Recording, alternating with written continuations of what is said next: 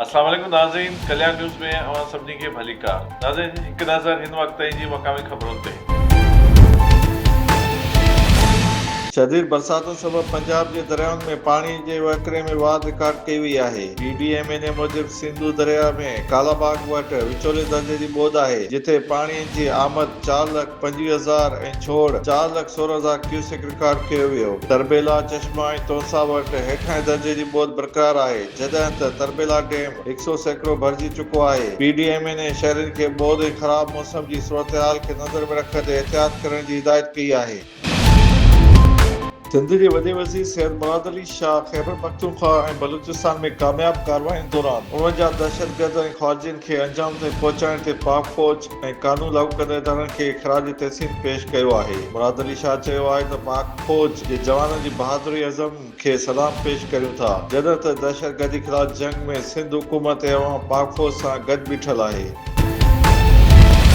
सिंध हुकूमत जो public service guardian खिलाफ़ सख़्त क्रैकडाउन जो फ़ैसिलो। सिंध हुकूमत सूबे में पब्लिक सर्विस गार्डियन जे हिफ़ाज़त ऐं क़ानूनी घुरिजुनि ते अमल दरामद लाइ सख़्त मुहिम शुरू करण जो फ़ैसिलो करे छॾियो। सूबाई वज़ीर ट्रांसपोर्ट शहजील इनाम मेमून हिदायत कई आहे त डिजिटल रूट परमिट, दुरुस्त फिटनेस सर्टिफिकेट खां सवाइ हलंदड़ गाॾियुनि खिलाफ़ सख़्त कार्रवाई कई वञे। हुकूमत मूजिबि फिटनेस सर्टिफिकेट खां सवाइ गाॾियूं तहवील में वरितियूं वेंदियूं, जॾहिं त दस्ती रूट परमिट मनसूख़ कया वेंदा। बार बार कानून जी भञकड़ी कंदड़ ऑपरेटर्स खे ब्लैक लिस्ट करण सां गॾु ॾंड, रूट परमिट मुअत्तल ऐं ज़रूरत पवण ते लाइसेंस रद्द करण जूं कार्रवायूं पिणु कयूं वेंदियूं। सिंध ज़रूरी यूनिवर्सिटी जे 50 ज़रूरतमंद शागिर्दनि में 40 लख खां वधीक जा स्कॉलरशिप चेक विरहाया विया। सिंध ज़रूरी यूनिवर्सिटी तनुजा में PAF ऐं पाकिस्तान बैतुल माल पारां होशियार ऐं ज़रूरतमंद शागिर्दनि में मजमूई तौर ते 40,24,003 रुपए जा स्कॉलरशिप चेक विरहाया विया। सेनेट हॉल में थियल तक़रीब जी सदारत वाइस चांसलर डॉक्टर इल्ताफ़ अली सियाल कई। PAF तहत 50 शागिर्दनि में 38,75,000 रुपयनि, जॾहिं त पाकिस्तान बैतुल माल जो फ़ाइदो वठंदड़ शागिर्दनि में 1,49,003 रुपए जा चेक विरहाया विया। वाइस चांसलर चयो त माली मसइलनि सबबि कंहिं बि मुस्तहिक़ शागिर्द जी तालीम मुतासिर न ॾिनी वेंदी, जॾहिं त यूनिवर्सिटी पारां वधीक शागिर्दनि लाइ स्कॉलरशिप जा मौक़ा वधाया पिया वञनि।